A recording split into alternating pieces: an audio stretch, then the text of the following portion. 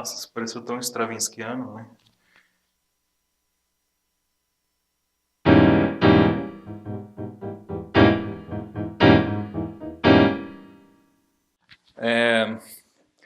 Olá, essa é a inauguração do meu novo canal.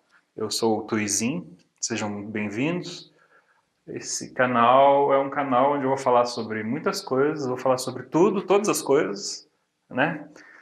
E especialmente sobre música, que é a minha paixão maior. Mas vou falar também sobre cinema, que é uma grande paixão também, a literatura, a arte em geral, né? E principalmente a conexão que existe entre todas essas linguagens.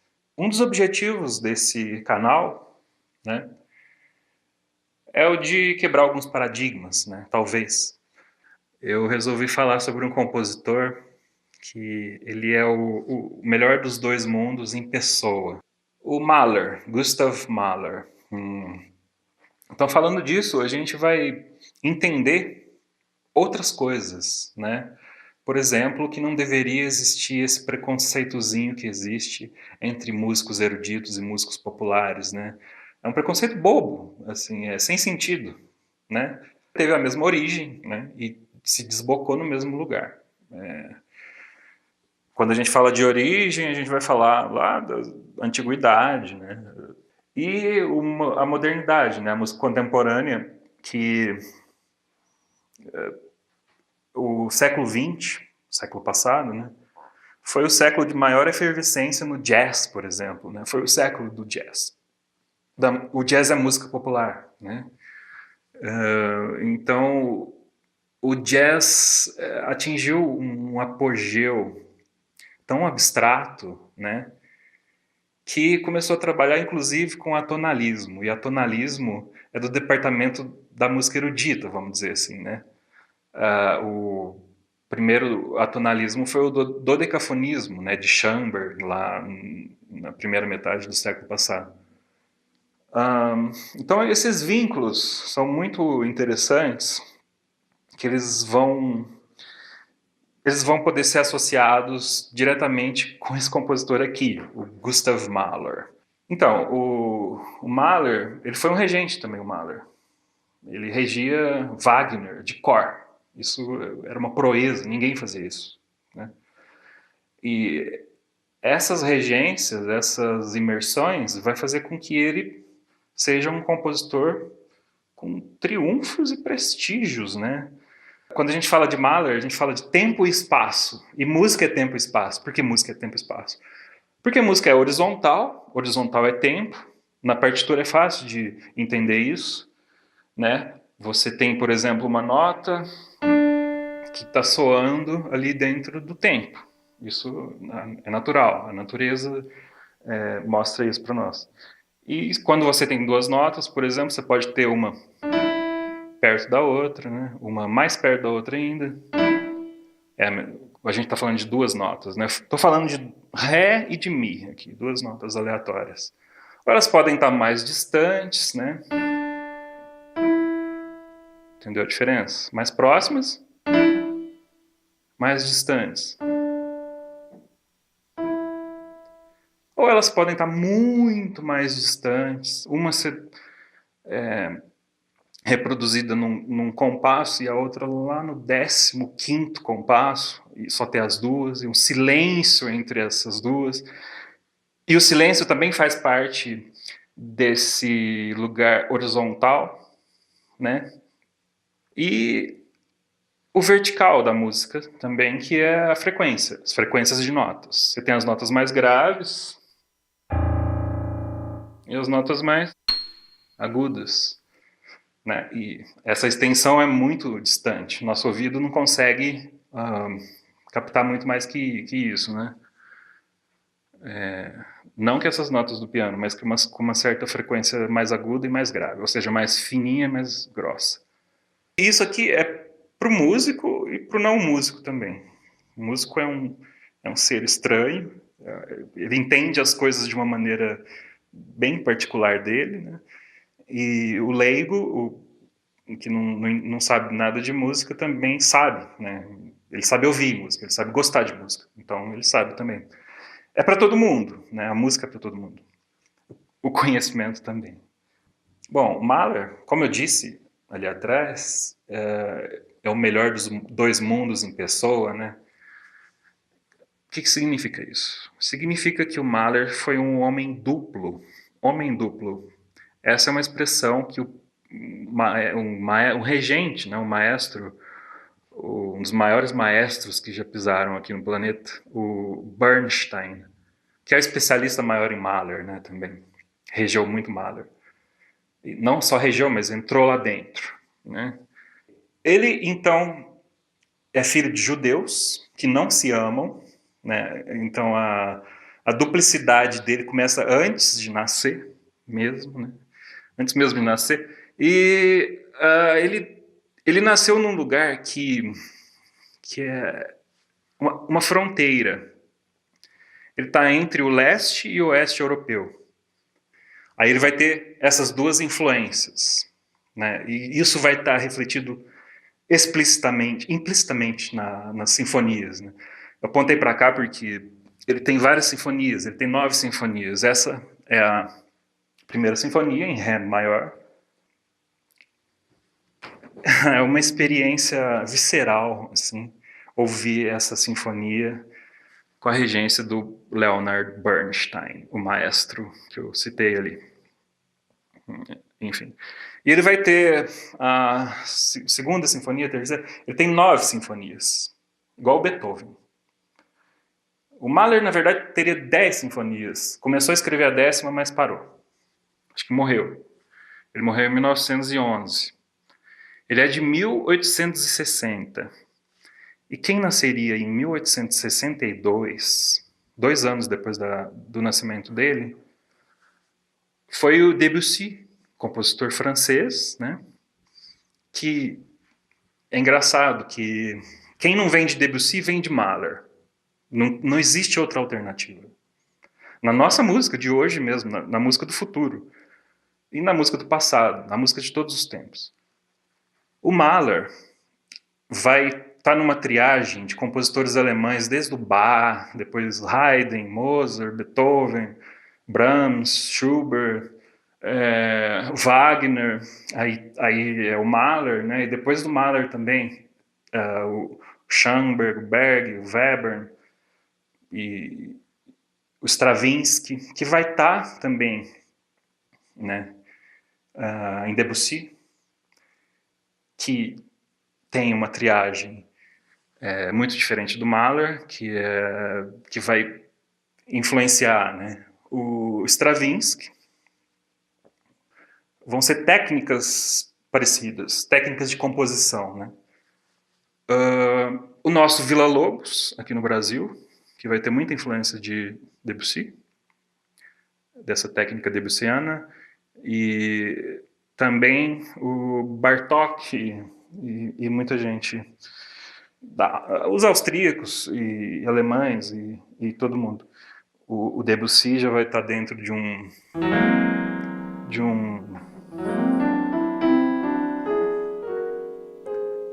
uma atmosfera impressionista, né? Aí tem todos os ismos, né? Dadaísmo não. Dadaísmo também, mas em outro lugar. O dodecafonismo, o atonalismo, o serialismo. Então ele vai nascer nessa cidade que vai dividir as suas sensações, né, os seus comportamentos. Isso também vai ser um fator que vai fazer com que ele seja um homem duplo, né? Esse é um fator que talvez seja o mais importante, né? E depois ele vai consultar até Freud, né? Então existia essa dualidade dentro dele, principalmente, né? Fora e dentro, em todos os lugares, no espaço, no tempo, como eu estava dizendo lá, o vertical e o horizontal, né? O vertical é o tempo, o horizontal é o espaço. Porque além, isso que é interessante agora, muito intrigante, além dele ter nascido num lugar, né, que é uma intersecção entre várias culturas diferentes, várias coisas, vários mundos diferentes, Dois mundos diferentes. Dois, só dois. Ele vai estar num tempo, porque ele vai nascer exatamente entre o romantismo e o modernismo na música. Na música não, em todas as coisas, né? Na vida, na história. Então muita gente diz que ele é o último dos românticos e o primeiro dos modernos, mas isso é muito superficial, né? Se a gente for comparar a grandiosidade da obra dele, do trabalho dele. Ele compôs 9 sinfonias, eu disse, e muitas canções, né? Esse livro, por acaso, é sobre sinfonias e canções. Está falando de todas as sinfonias e todas as canções de Mahler, detalhadamente. E até num nível mais técnico. Aqui tem, por exemplo, é muito interessante isso, porque ele usa uma forma em todas as sinfonias, todas as 9 sinfonias, 9 e meia, né, sinfonias, e em algumas canções. E isso aparece muitas vezes disfarçado, escondido, ou de outro jeito, né? Mas sempre essa sequência de notas.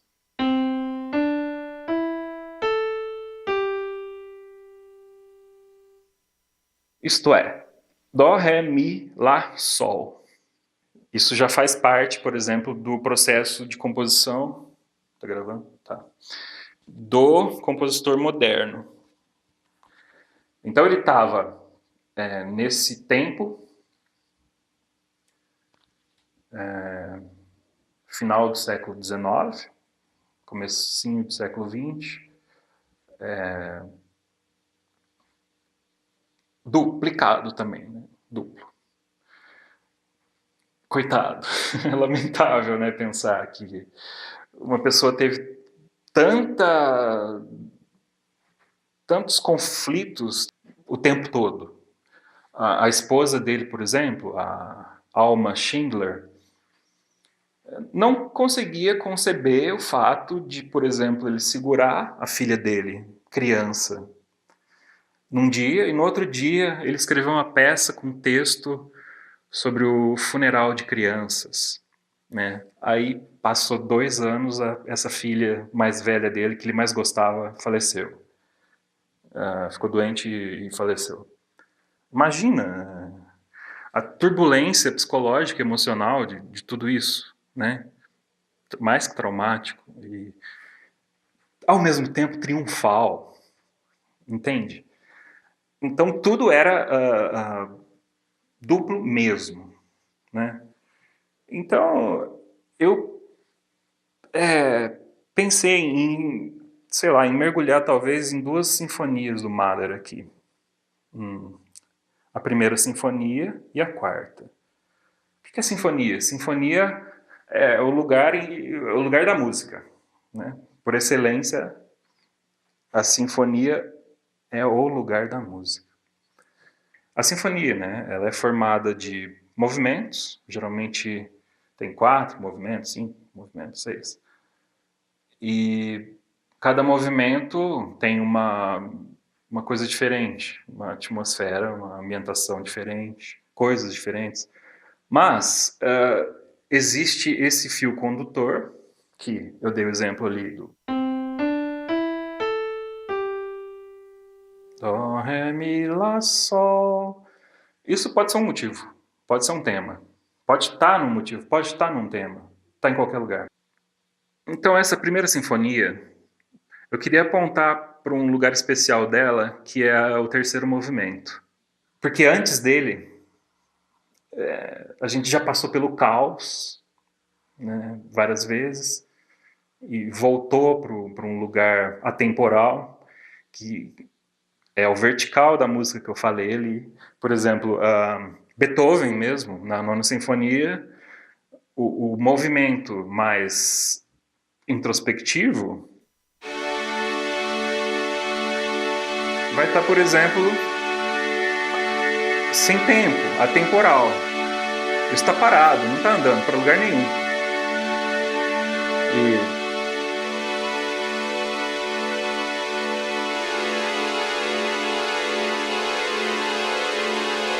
E Isso já não é a nona de Beethoven.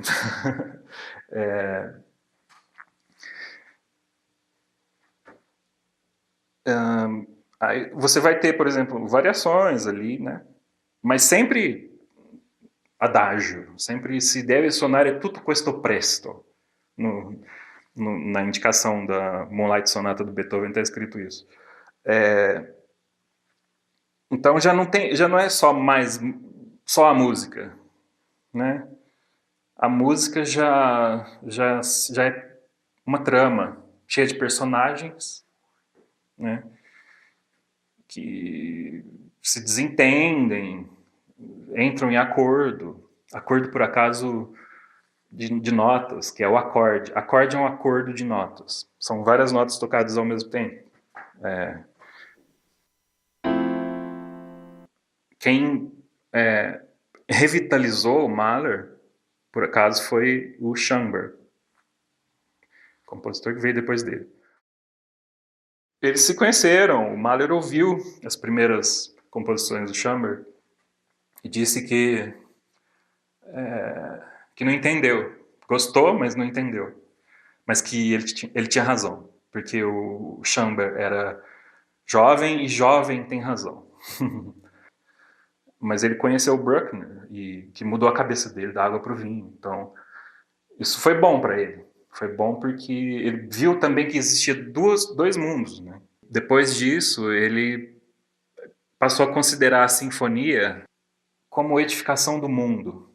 Isso é influência direta do romantismo, do final do romantismo, que abraçava o mundo, né? Romântico é exagerado, só isso. Não significa mais nada. Romantismo é exagero. Ponto final. O Mahler, então, vai chamar a sinfonia de edificação do mundo. O mundo edificado, né? O edifício, a coisa vertical, de novo. Né? É tão grandioso que é atemporal, que não se esgota. Atemporal não se esgota. E foi uma mudança brusca. Mudança brusca era algo que eu acho que o Mahler tomava com café, no café da manhã. Porque haja espírito, né? Imagina. Eu acho que já tá bom, né? De motivos pelos quais ele foi considerado um homem duplo pelo Bernstein. Agora, na prática, a música dele, assim, essa primeira sinfonia, é que eu perco o fio da meada, mas eu volto. Ela é uma sinfonia em Ré, tá? E esse terceiro movimento a gente está em Ré menor. O que me intrigou muito, que eu falei ali atrás, mas não concluí, mas concluo agora, é que todo mundo já foi criança. Todos nós já fomos criança, tá? Então, todos nós conhecemos aquela canção de criança que é meu lanchinho, vou comer, pra ficar fortinho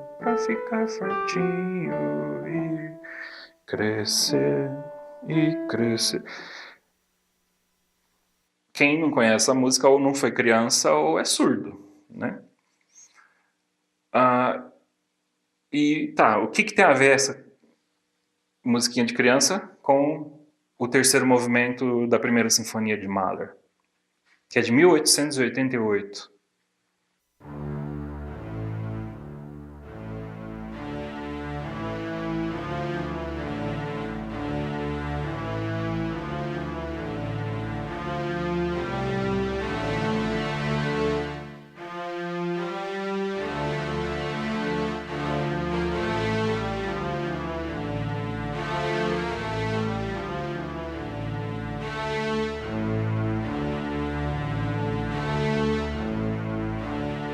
Isso era um violoncelo cantando essa melodia. E o baixo lá, né, acompanhando.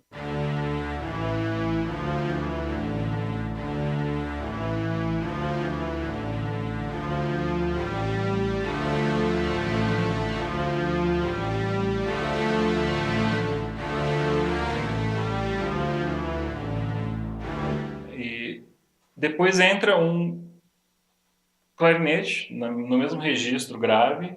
Esse tema, a estrutura desse tema é idêntica à estrutura do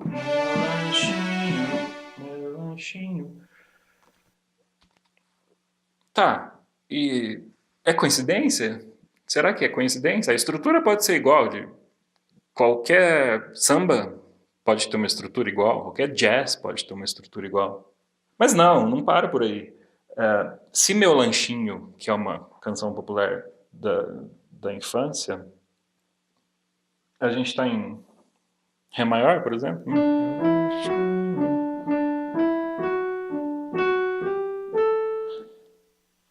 Nessa Sinfonia de Mahler, a gente está em Ré menor cantando isso. Literalmente, olha.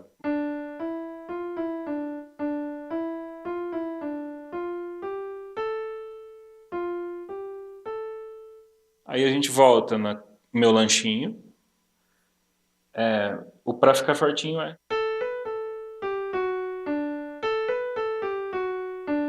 E o Pra Ficar Fortinho do Mahler é.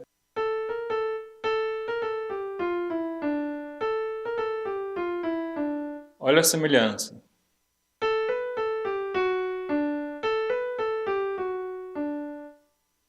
E o Mahler.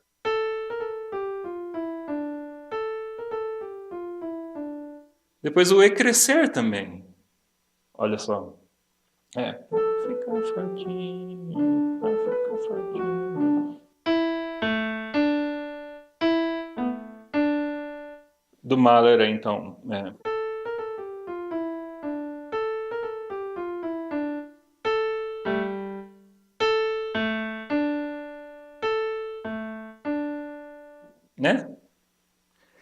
Então, ela tem toda essa passagem, né?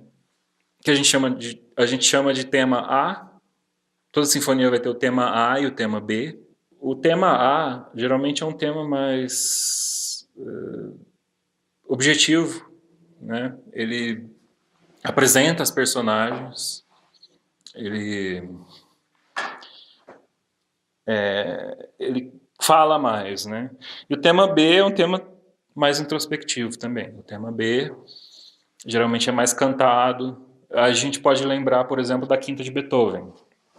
Né? O tema A da Quinta de Beethoven é aquele...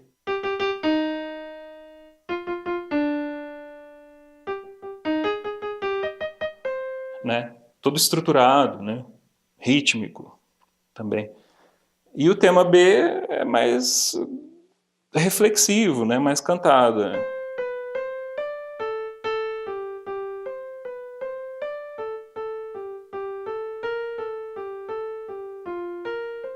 Por aí vai. Isso vai ser regra depois de Beethoven. Em Brahms e Mahler especialmente. Ok. Então, essa passagem, né, do terceiro movimento tem essa associação direta com a infância. O máximo que eu achei, pesquisando, foi que essa sinfonia, o Mahler usou contos folclóricos da infância, né? De um tempo antigo. É um funeral, né, dos animais, só que os animais eles vão para o funeral e o funeral é de um caçador, do caçador. Isso talvez não tenha nada a ver com o meu lanchinho, né? Que o meu lanchinho é todo para cima, né? É todo acorde maior, a minha terça é maior. Eu vou ficar fortinho, né? Ele tem a terça maior. O que significa isso? Significa que a terceira nota tem 3 metros da primeira, que é o centro. Na música, metro a gente chama de tom. Né? Então você tem distância de 1 metro e meio metro.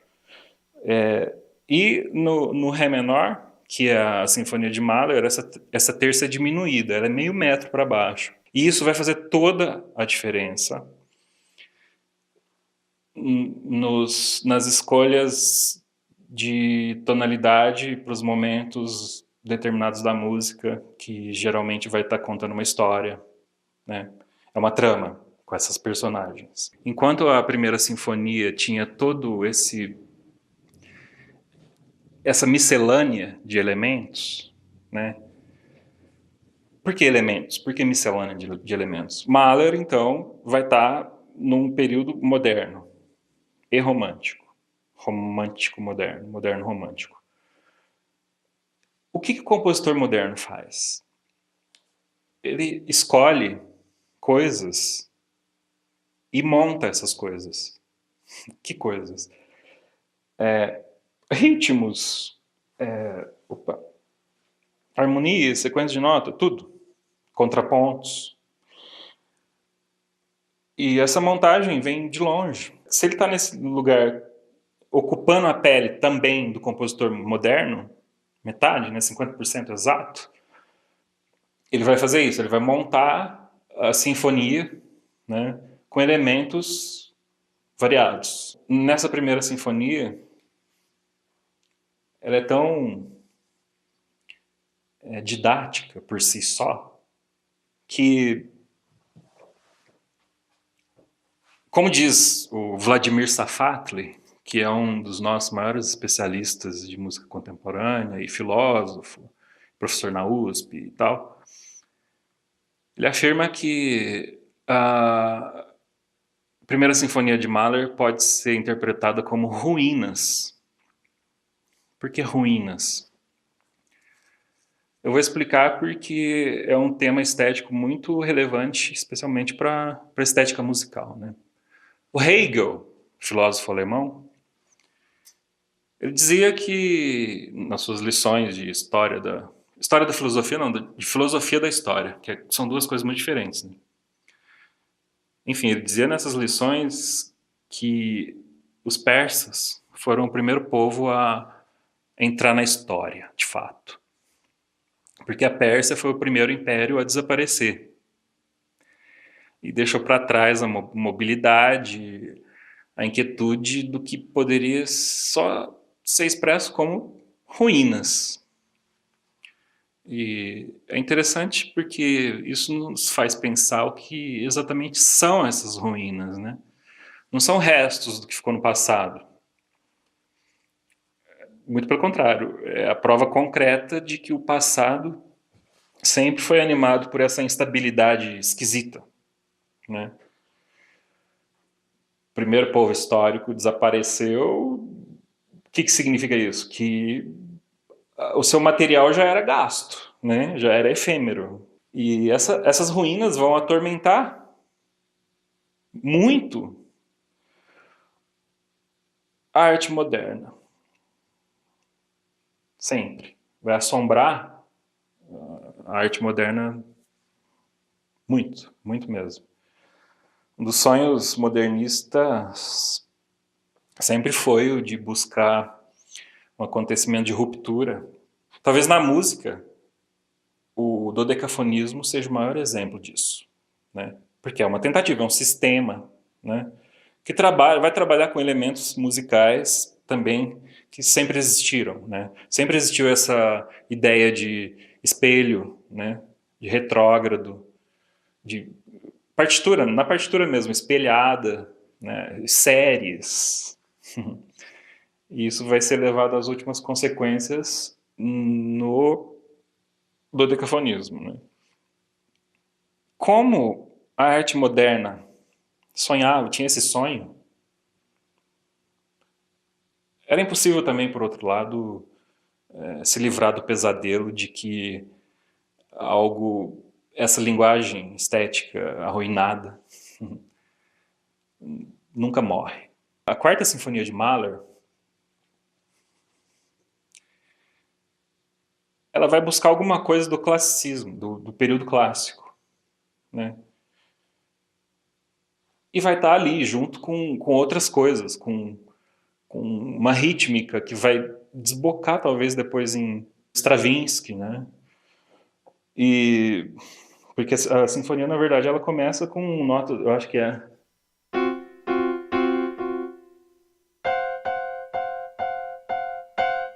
tem essa insistência, esse ritmo, esses ataques, né? E depois desses ataques vai vir uma melodia tão cândida, tão cantada, que vai ser o tema A dessa quarta sinfonia, que é assim.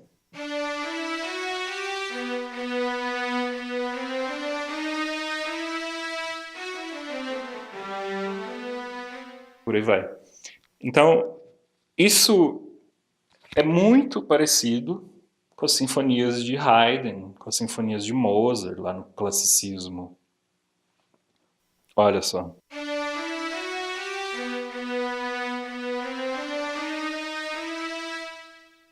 Então, esse é o tema A. Você já percebe algumas características, uns saltos, né? Saltos que vão ser muito importantes e insistentes em toda a sinfonia, né? Toda a sinfonia mesmo. Esses ataques do começo, ele vai buscar lá atrás, adivinha de quem? De si mesmo. É um trecho de uma canção. Então, depois desses ataques, vai aparecer essa melodia, que é simples. Ré, mi, fá, sol, si. Depois. Aí vai ter floreios, ornamentações e tudo mais. O que a gente tem aqui? A gente tem algo que cresce, né? Vai crescendo. O centro tonal dela é Sol. As notas, esse acorde, que é o acordo de notas, tende para o Sol. Por vários motivos físicos até.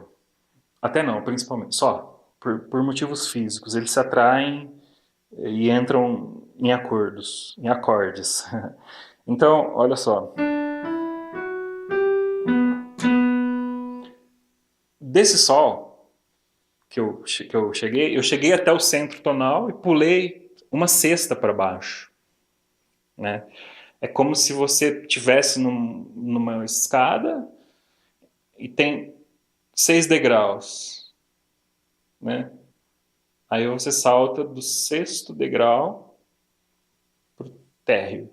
Você saltou 6 degraus. E é o salto desse Sol para esse Si. Então, Ré, Mi, Fá, Sol, Si. Esse é o tema A, né? Que vai estar em Sol maior. Vai ser isso.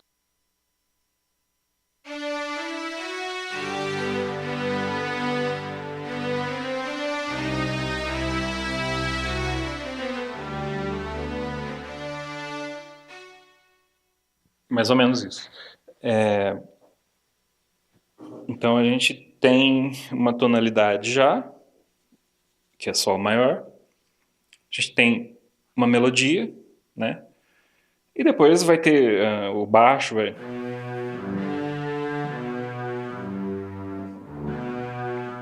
cantar algumas coisas antes de entrar o tema B. Lembrem que eu falei que toda sinfonia tem tema A e tema B. Eu dei o exemplo do Beethoven ali. Aí vai entrar o tema B dessa quarta sinfonia de Mahler. A gente está falando do primeiro movimento, tá? E o tema B vai começar assim.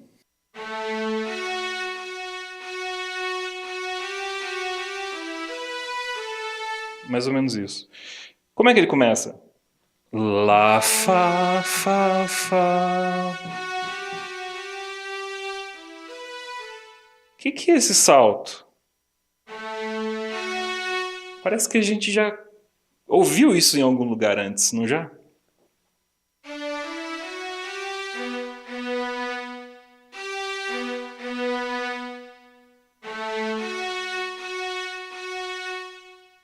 É a mesma distância de sexta. Só que aqui a gente tem um Lá e um Fá, que é sustenido, mas isso é outra história. Chama ele de Fá. Lá, si, dó, ré, mi, fá. Deu 6. É um salto de sexta, só que ascendente, de baixo para cima. Antes a gente tinha um salto de sexta descendente, do sol para o si, lembra? Então olha só, a parte A, o tema A, né?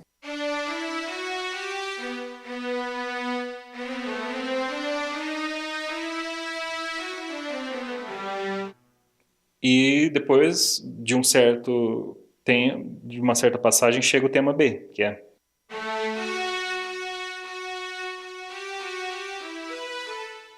tá. Então a gente está em Sol no tema A.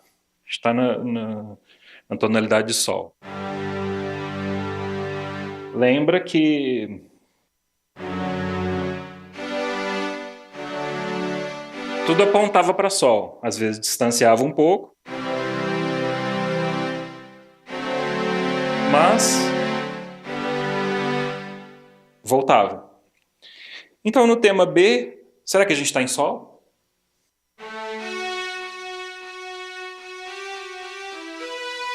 Até agora sim, tem notas em comum, né? Mas não, aqui a gente está em Ré, na verdade. Porque a partir de um determinado momento resolve-se em Ré, né? As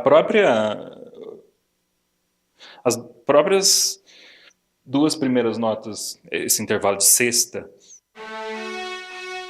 já mostra que alguma coisa mudou. O baixo também vai estar em outro.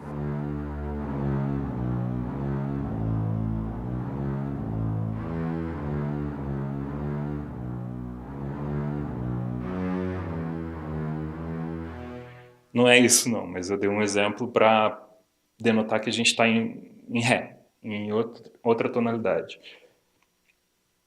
Sol na parte A, no tema A, Ré no tema B. A gente pode chamar esse Sol de chão. A gente está num chão.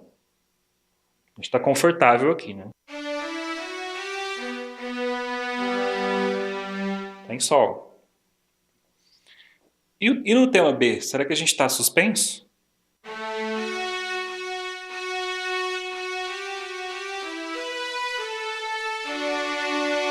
A gente está em Ré. Isso é público e notório para os nossos ouvidos. A gente está em outro chão, num outro chão. É outra frequência, mas tem as mesmas características. Esse Ré aqui não é dominante do Sol. O que significa isso? Talvez isso se volte mais para os músicos que sabem o básico da música. Poderia ter um Ré dominante, preparava para Sol, mas não, quem é o dominante aqui na parte B, no tema B, é o Lá com sétima. Fecha parênteses, então, da parte técnica para os músicos. Isso não faz tanta diferença assim na nossa apreciação e entendimento do todo. Por quê? Porque a música, a sinfonia, não vai ser mais uma melodia. Esse tema B, você percebe que tem notas repetidas. É esse Fá aqui. Da onde vem essa repetição dele? Lembra da introdução da sinfonia, que eram ataques? Aqueles antes de chegar. Ah, e é legal vocês ouvirem, tá? Deve ter aí no YouTube. Esses ataques, então, tem um Fá nele, ó, que se destaca e se repete. São ataques. Então, na parte B, a gente pode chamar isso de um parente bem próximo daquele Fá do começo. Olha que legal, a gente já tem vários elementos rítmicos, melódicos, harmônicos, e a gente já consegue construir esse bolo, né, e falar que isso é alguma coisa. Esse era o compositor moderno, que eu estava dizendo ali atrás também, me distraí. Ele vai colocar tudo dentro de um lugar só e a sinfonia vai ser tudo. O tema vai ser tudo isso, né? Todos esses elementos. Não é mais uma coisa ali dentro. O desenvolvimento desses elementos lá dentro vai ser tão livre, tão aberto, que vai chegar nesse caos total, né? O Beethoven também que começou com isso, talvez na quinta de Beethoven, que ela se embrenha tanto dentro dela mesma, que chega num ponto que é caos puro. Só que o Beethoven retoma, né? Porque daí vai ter já esse encarceramento de estético de padrões românticos e clássicos, né? Então ele vai estar ainda lá dentro desses paradigmas. E o Mahler não. O caos do Mahler é diferente. Talvez não tenha nenhum retorno que nos deixe confortável, mas a gente percebe, a gente sente que o que saiu da onde e onde vai chegar tudo isso. Aí tem o segundo movimento, o terceiro movimento, o quarto movimento, que vai ter voz. Essa sinfonia vai ter voz feminina, cantando em alemão, uma fantasia dos céus. É como se a música fosse chegar, a música perfeita fosse celestial e já estivesse lá, todos os santos estão trabalhando em alguma coisa. Por que acontece isso? Porque a sinfonia já começou em tom maior. Ela é uma sinfonia em sol maior. O que significa isso? Lembra que eu falei da terceira nota meio metro abaixo, diminuída, que dá toda uma tonalidade e uma textura melancólica para as músicas e para o próprio acorde e para as próprias conexões entre as notas? Então, essa sinfonia ela vai começar em ré, em sol maior.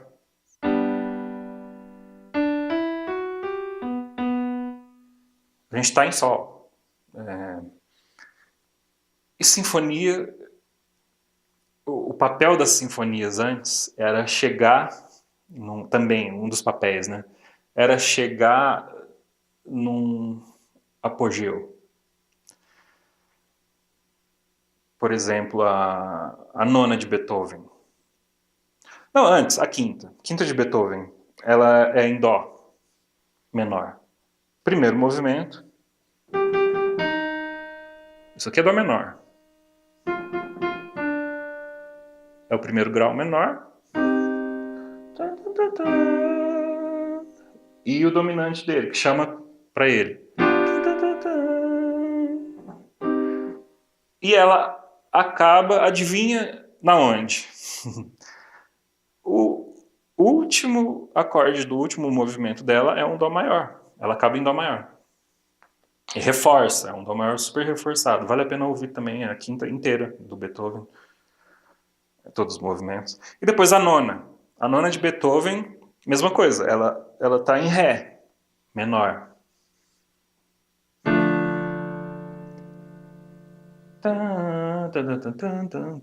E no fim, ela é o ódio e a alegria.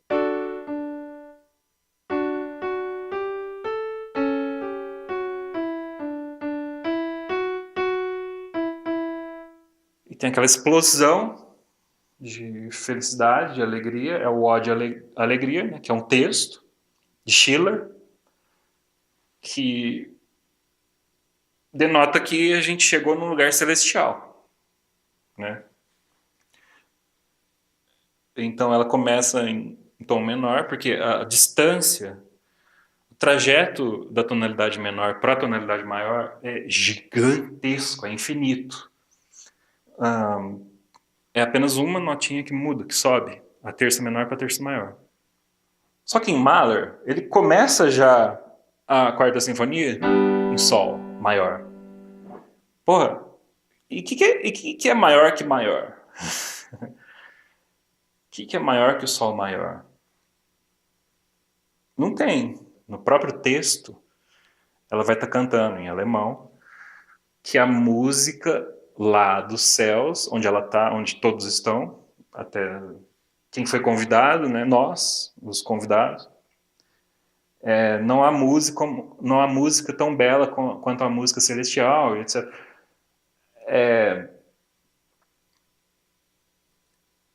Que tom que tá isso? A gente está em Mi agora. Ela acaba em Mi. Olha só, uma sinfonia que começou em Sol maior, Sol maior, tônica, terça e quinta. Acaba em Mi maior. Ok. Existem tons relativos, tá? O Sol maior, por exemplo, eu não estou falando para músicos não, mas para geral. O Sol maior quase idêntico ao Mi menor, porque tem notas em comum. São primos, irmãos, né? Não são irmãos siameses, são irmãos.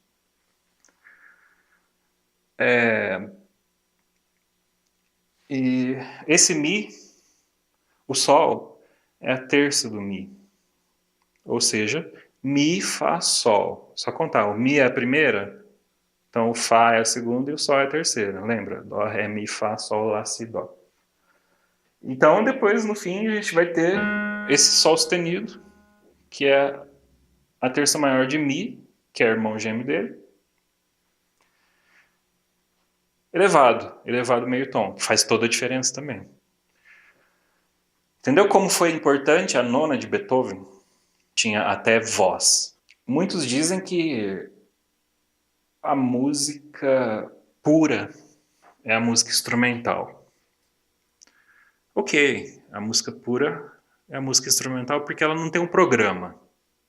Programatismo é assim, se a música, por exemplo, tem o título pomposo de Sinfonia número 1 em Ré menor, a gente já tem muitos elementos aí, muita informação. A música pura será essa música que a gente ouve ela do jeito que a gente quiser, pensa no que quiser, antes de ter esse programa pré-estabelecido, no próprio título da música?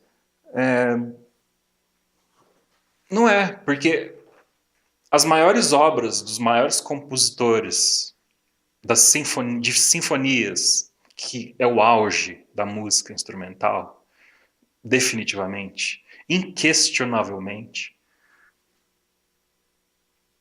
as maiores obras têm voz, têm coro, não só Beethoven, mas o Bach, as Paixões lá de São Mateus, todo mundo, as maiores obras têm voz.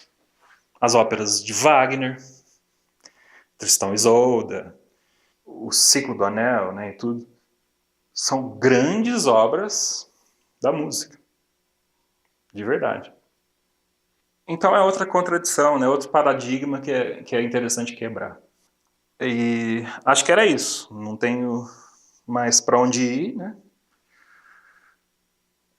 O importante é a gente ouvir muita coisa e saber pensar a respeito e sentir, principalmente, né? Talvez pensar seja horizontal e sentir seja vertical.